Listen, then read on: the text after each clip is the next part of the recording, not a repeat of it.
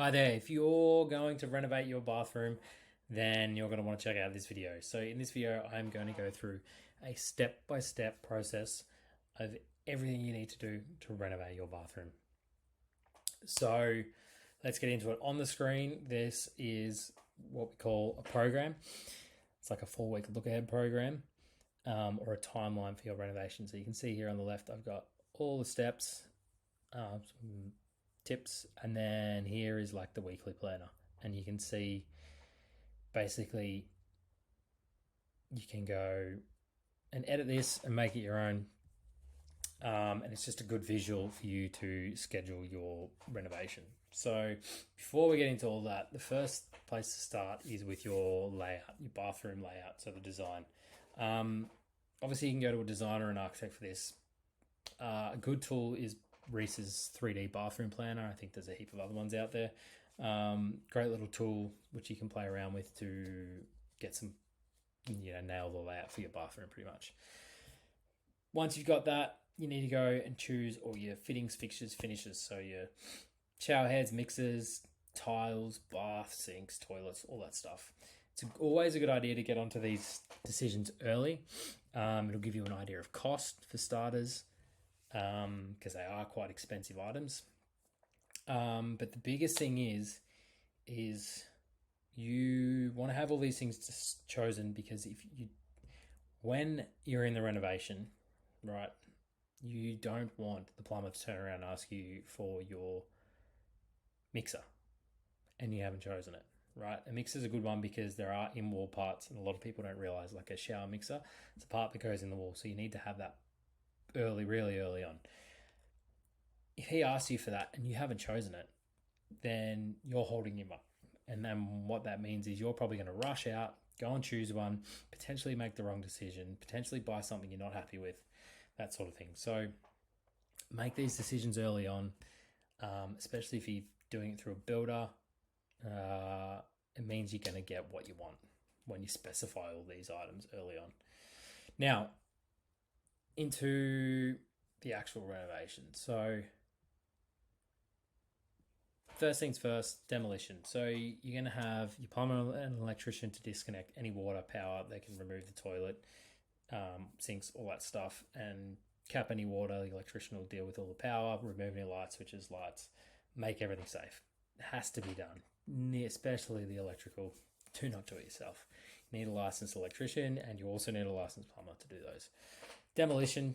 So this could take you a couple of days if you're doing it yourself, potentially.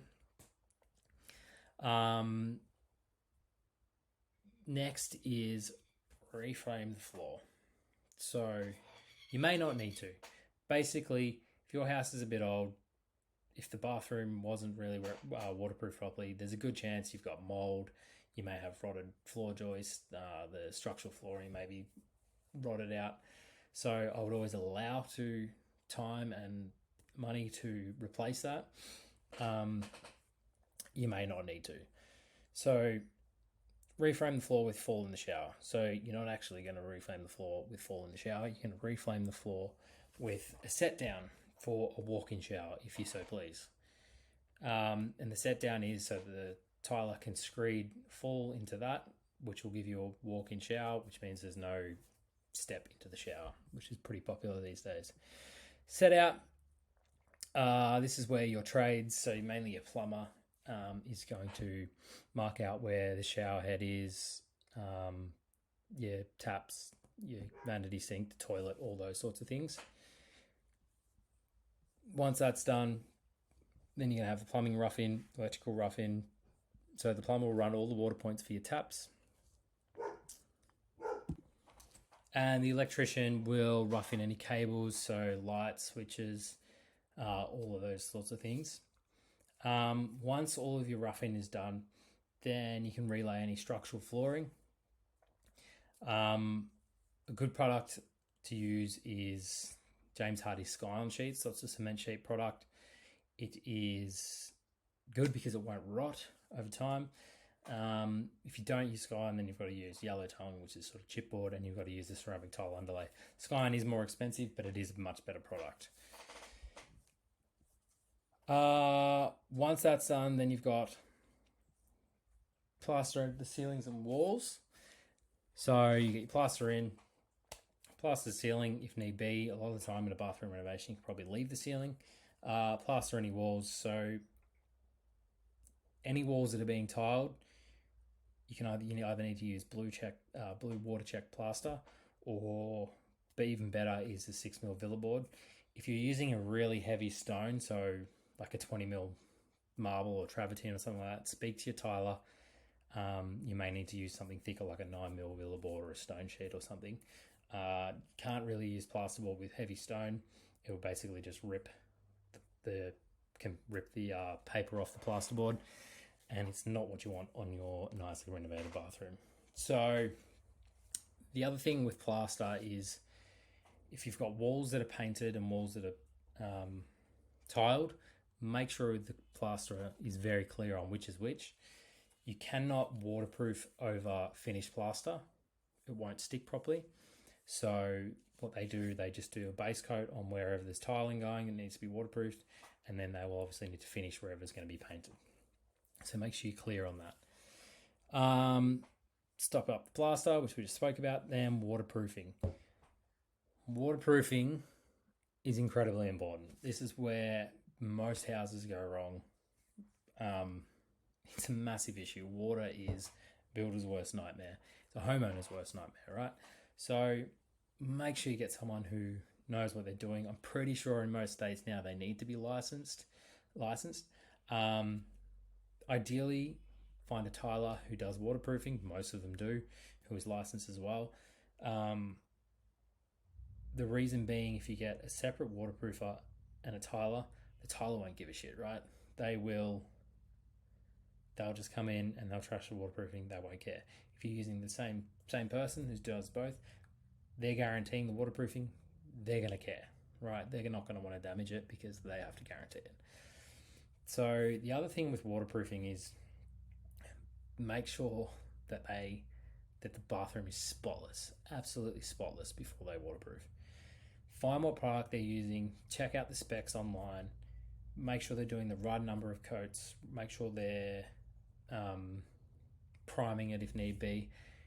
Make sure they're doing everything properly. Right, this is where you do not want to get it wrong. Once the waterproofing is done, this is where we've always painted the ceiling. Make sure you put drop sheets and everything down.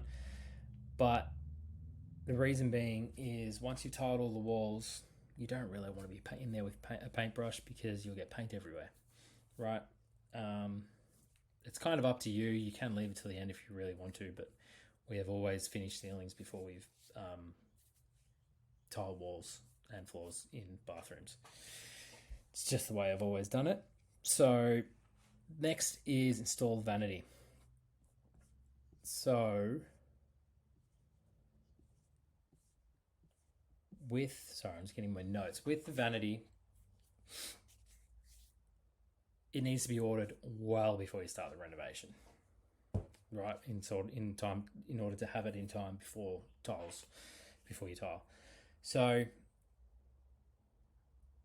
a lot of people will say, "Oh, you can put it in after you tile."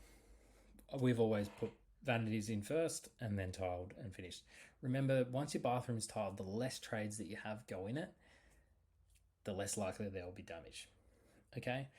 Now, if you're having a wall-mounted vanity, speak to your cabinet maker about this because you may need some extra wall studs or steel brackets coming out of the walls. We've always used steel brackets for wall-hang vanities. That makes them solid as. Don't necessarily have to see what your cabinet maker says.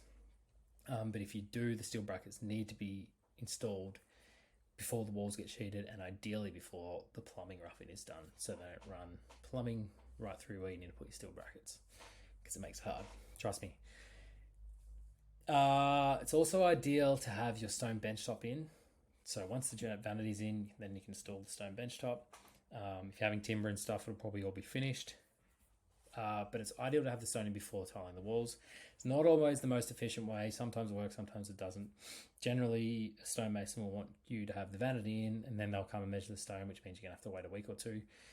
On site, we generally will put the vanity in, have the stone go in, then tile. But, we're doing a whole house. There's other things we can be doing. We're not just, if you're just doing a bathroom, you probably want to get it tiled. So you can just leave a gap for the stone to slide into. Then tiling.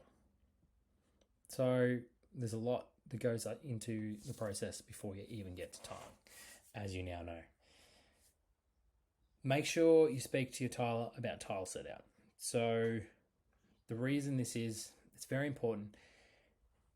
It depends on where they start and what size tile they start with.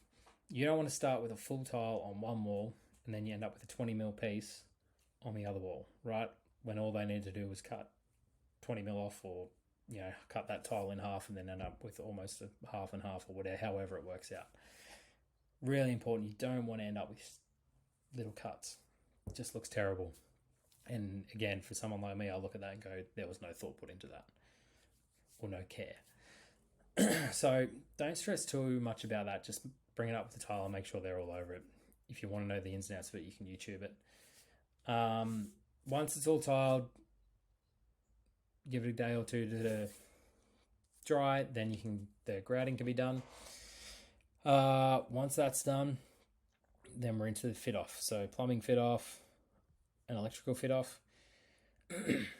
So it doesn't really matter which order these happens. Obviously the plumber will come in, fit off the shower heads, vanity sink, vanity mixer, toilet, all those sorts of things. Electrician will put in lights, light switches, heated towel rails if you're having them, all that electrical stuff obviously. Then you'll have your shower screen install, mirror install. Ideally get same company to do both. May not happen, but ideally you do. And then final paint, so your doors, walls, windows, all that sort of stuff. Again, try and paint as much as you can before, and then you may just need to do a final coat once everything else is finished. And then caulking all your internal joins, caulk the vanity to the wall. If you've got an undermount sink, caulk the vanity to the sink to the stone, all those sorts of things. Caulking is usually important. One, you need to caulk in bathrooms to meet code. I remember we went through a house not that long ago and the bathrooms weren't caulked. And the house was beautifully renovated. My wife loved it. She's like, oh, this is amazing. And the first thing I said was, there's so many little things that weren't finished and a lot of the caulking, which tells me that's probably a pretty dodgy renovation. It's a clear sign for me anyway. So that's pretty much it. Those last few, the plumbing fit off, electrical fit off, shower screen, mirror install, those sorts of things don't have to go in that order. It's kind of ideal because, again, if you've got shower screens and mirrors in, you don't really want plumbers in there bashing around. And yeah, that's it. So this little program we've got, the little timeline, it's just in Excel. It's something you could probably make yourself if you really wanted to. If you don't want to, you can't be bothered, fair enough. I've got it for sale. It's only $44. It is, and you get the bathroom, kitchen, and laundry template. So that's it. I hope you like this. If you did, let me know. I hope you found it helpful, and good luck with your bathroom reno. Thanks.